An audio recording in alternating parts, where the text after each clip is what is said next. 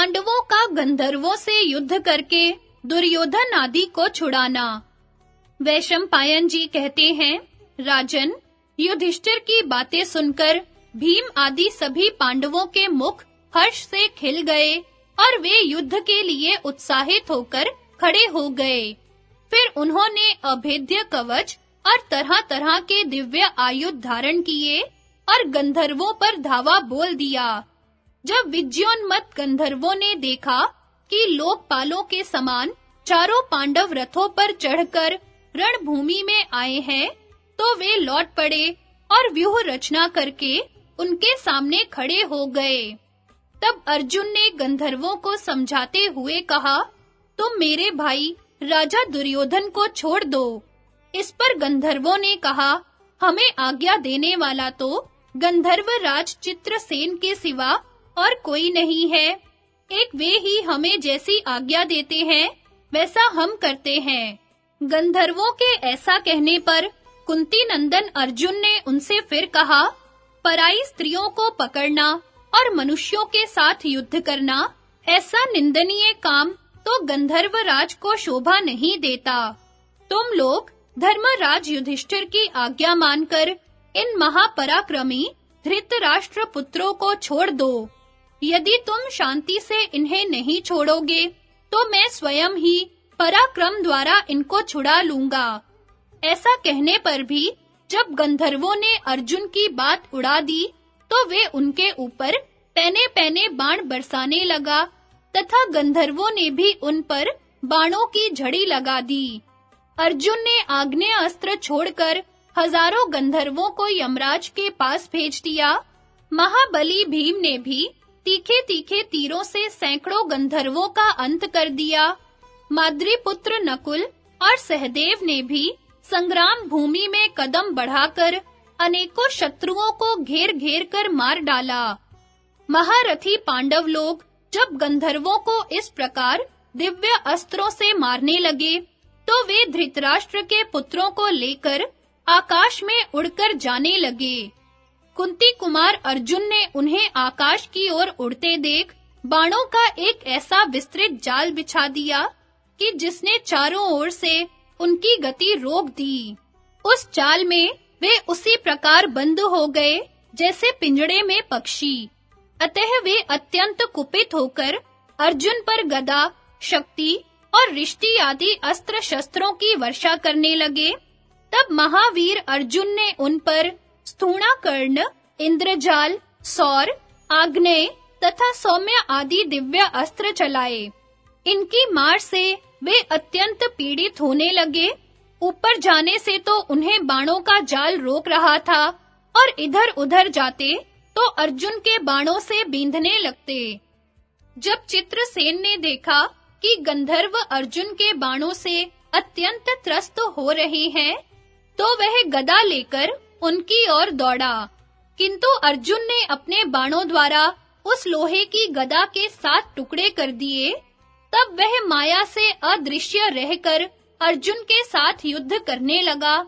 इससे अर्जुन को बड़ा क्रोध हुआ और वे दिव्य अस्त्रों से अभिमंत्रित आकाशचारी आयुधों से युद्ध करने लगे तथा अंतर्धान रहने पर भी उसके शब्द का अनुसरण करके शब्द वेधी बाणों से उसे बींधने लगे। अर्जुन के उन अस्त्र शस्त्रों से चित्रसेन तिलमिला उठा और उसने अपने को प्रकट करके कहा, अर्जुन, देखो, युद्ध में तुम्हारे सामने आया हुआ मैं तुम्हारा सखा चित्रसेन हूँ। अर्जुन ने जब अपने सखा को युद्ध में जर्जरित देखा तो उन्होंने अपने दिव्य अस्त्रों को लौटा लिया। यह देखकर सब पांडव बड़े प्रसन्न हुए। फिर रथों में बैठे हुए भीम, अर्जुन, नकुल, सहदेव और चित्रसेन आपस में कुशल प्रश्न करने लगे। तब महाधनुर्धर अर्जुन ने चित्रसेन से हंसकर पूछा, वीरवर, कौरवों का पराभव करने में तुम्हारा क्या उद्देश्य था? तुमने स्त्रियों के सहित दुर्योधन को क्यों कैद किया है? चित्रसेन ने कहा, वीर धनंजय, देवराज इंद्र को स्वर्ग में ही दुरात्मा दुर्योधन और पापी कर्ण का अभिप्राय मालूम हो गया था। ये लोग यह सोचकर कि आजकल पांडव लोग वन में विपरीत परिस्थिति में रहकर अनाथों की तरह कष्ट भोग रहे हैं और हम खूब आनंद में हैं। तुम्हें देखने और इस दुर्दशा में यशस्विनी द्रौपदी की हंसी उड़ाने के लिए आए थे। इनकी ऐसी खोटी मनोवृत्ति जानकर उन्होंने मुझसे कहा, जाओ दुर्योधन को उसके भाई और मंत्रियों के सहित बांधकर यहाँ ले आओ। किंतु देखो, भाइयों के सहित अर्जुन की सब प्रकार रक्षा करना, क्योंकि वह तुम्हारा प्रिय सखा और शिष्य है। तब देवराज के कहने से मैं तुरंत ही यहाँ आ गया और इस दुष्टा को बांध इंद्र के अनुसार इस दुरात्मा को भी ले जाऊंगा। अर्जुन ने कहा, चित्रसेन, यदि तुम मेरा प्रिय करना चाहते हो तो धर्मराज के आदेश से तुम हमारे भाई दुर्योधन को छोड़ दो। चित्रसेन ने कहा, अर्जुन यह पापी है और बड़ा घमंड में भरा रहता है, इसे छोड़ना उचित नहीं है। इसने तो धर्मराज और कृष्णा को धोखा दिया था। धर्मराज का इस समय यह जो कुछ करना चाहता था उसका पता नहीं है। अच्छा, चलो उन्हें सब बातें बता देंगे, फिर उनकी जैसी इच्छा होगी वैसा करेंगे। फिर वे सब महाराज युधिष्ठिर के पास गए और उसकी सब बातें उन्हें बता दी। तब अजातशत्रु महाराज युधिष्ठिर ने गंधर्वों की बात सुनकर उनकी प्रशंसा की और समस्त कौरवों को छुड़वा दिया। वे गंधर्वों से कहने लगे, आप लोग बलवान और शक्ति संपन्न हैं। यह बड़े सौभाग्य की बात है कि आपने मेरे भाई बंधु और मंत्रियों के सहित दुराचारी दुर्योधन का वध नहीं किया। मेरे ऊपर आप लोगों का यह बड़ा उपकार हुआ। फिर बुद्धिमान महाराज युधिष्ठिर की आज्ञा लेकर अप्सराओं के सहित चित्रसेना आदि गंधर्व अत्यंत प्रसन्न चित्त से स्वर्ग को चले गए। देवराज इंद्र ने दिव्य अमृत की वर्षा करके कौरवों के हाथ से मरे हुए गंधर्वों को जीवित कर दिया। अपने स्वजन और राजमहिषियों को गंधर्वों से मुक्त कराकर पांडवों को भी बड़ी प्रसन्नता हुई।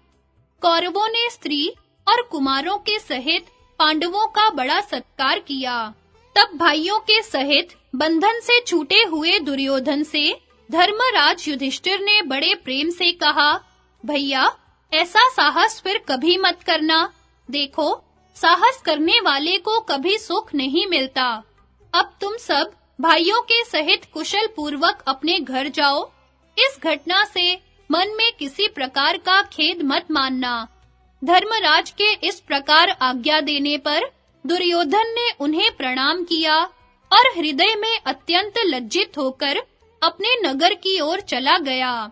उस समय वह ऐसा व्याकुल हो रहा था मानो उसकी इंद्रियां नष्ट हो गई हो तथा क्षोभ के कारण उसका हृदय फटा जाता था। दुर्योधन का अनुताप और प्रायोपवेश का निश्चय। जन्मेजय ने पूछा, मुनिवर, दुर्योधन लज्जा के भार से बहुत दब गया था तथा शोक से उसका हृदय अत्यंत उद्विग्न हो रहा था। ऐसी स्थिति में उसने हस्तिनापुर में किस प्रकार प्रवेश किया, वह मुझे विस्तार से सुनाने की कृपा कीजिए। वैशंपायन जी ने कहा, राजन, जब युधिष्ठिर ने धृतराष्ट्र पुत्र दुर्योधन को विदा किया तो वह लज्जा से मुख नीचा किए हृदय में कुढ़ता हुआ चतुरंगनी सेना के साथ वहां से हस्तिनापुर को चला। मार्ग में एक रमणीक स्थान पर जहां जल और घास की अधिकता थी, उसने विश्राम किया। वहां कर्ण ने उसके पास आकर कहा, राजन, बड़े सौभाग्य की बात है कि आपका जीवन बच गया और हमारा पुनः समागम हुआ। मुझे तो आपके सामने ही गंधर्वों ने ऐसा तंग किया कि मैं उनके बाणों से पीड़ित हुई सेना को भी नहीं संभाल सका। अंत में जब नाक में दम आ गया तो वहां से भागना ही पड़ा। उस अति मानुष युद्ध से आप रानियों और सेना के सहित सकुशल लौट आए। किसी प्रकार का घाव आदि भी आपको नहीं लगा। यह देखकर मुझे बड़ा आश्चर्य हो रहा है। इस समय अपने भाइयों के सहित आपने युद्ध में जो काम कर दिखाया है, उसे कर सकने वाला कोई दूसरा पुरुष संसार में दिखाई नहीं देता।